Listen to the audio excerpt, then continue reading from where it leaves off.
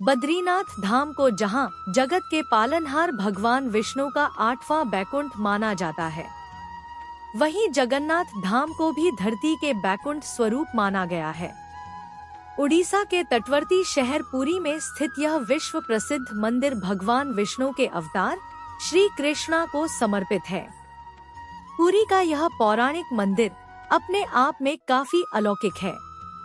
800 साल से भी ज्यादा पुराने इस पवित्र मंदिर से जुड़ी ऐसी कई रहस्यमय और चमत्कारी बातें हैं जो हैरान कर देती हैं। इसका जवाब विज्ञान के पास भी नहीं है। तो आइए जानते हैं जगन्नाथ मंदिर के कुछ रहस्यमय तथ्य के बारे में। आखिर हवा से विपरीत क्यों लहराता है?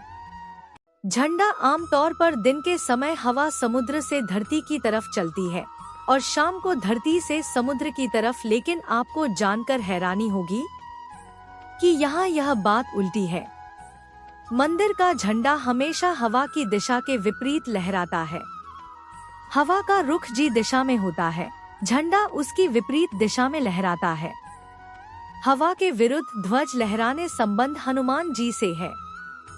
पौराणिक कथा के अनुसार समुद्र की आवाज के कारण भगवान विष्णु को विश्राम करने में कठिनाई होती थी।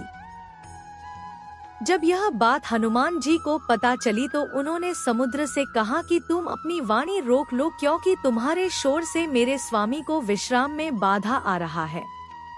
तब समुद्र ने कहा कि यह मेरे वश में नहीं है। ये ध्वनि उतनी ही दूर तक जाएगी जितनी हवा की गति जाएगी। इसके लिए आपको अपने पिता पवन देव से निवेदन करना चाहिए। तब हनुमान जी ने अपने पिता पवन देव का आह्वान किया और उन्हें मंदिर की दिशा में ना बहने के लिए कहा।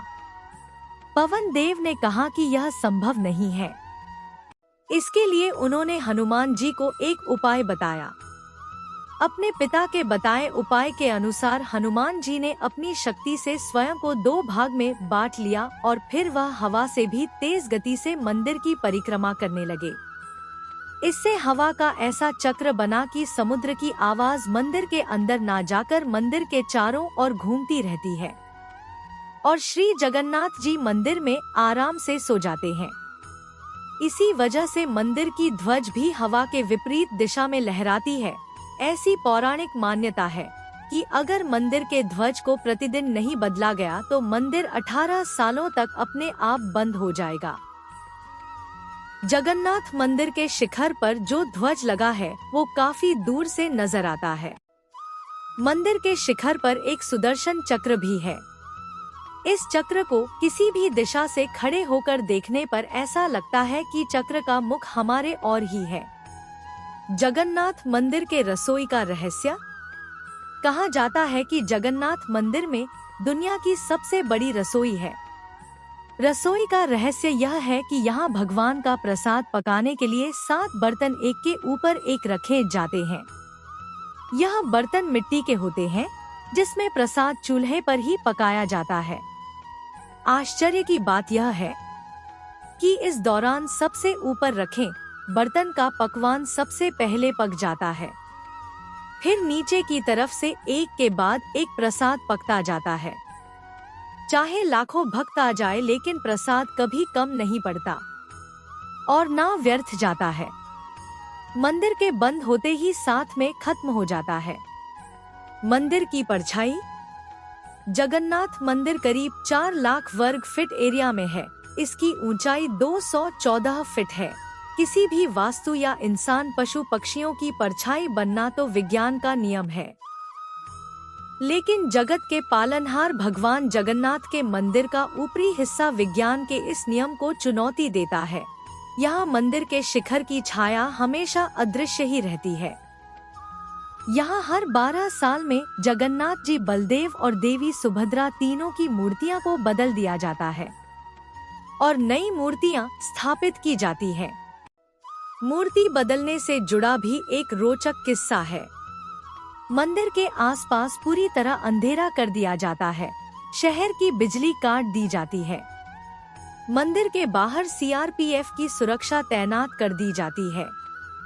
सिर्फ मूर्ति बदलने वाले पुजारी को मंदिर के अंदर जाने की इजाजत होती है। माना जाता है इस रस्म के दौरान अगर पंडित ने ब्रह्मा पदार्थ को देख लिया तो उसकी मृत्यु अवश्य हो जाएगी। इस अनुष्ठान को नव कलेवर नाम से जाना जाता है। नव कलेवर अनुष्ठान में भगवान जगन्नाथ, बलभद्र और सुभद्रा की पुरानी मूर्तियां को हटाकर नई मूर्ति राखी जाती है। यह संयोग 12 या 19 वर्षों में एक ही बार आता है। अगर हम धार्मिक मान्यता के अनुसार माने तो भगवान जगन्नाथ को पक्षियों के राजा गरुड़ देव द्वारा लाया जाता है, जिनका हिंदू साहित्य में बहुत महत्व है, और भगवान जगन्नाथ को भगवान विष्णु का अवतार माना जाता है।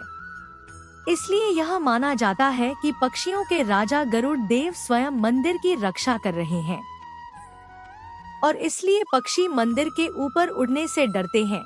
यह उपासकों और पुजारी की धार्मिक मान्यता है।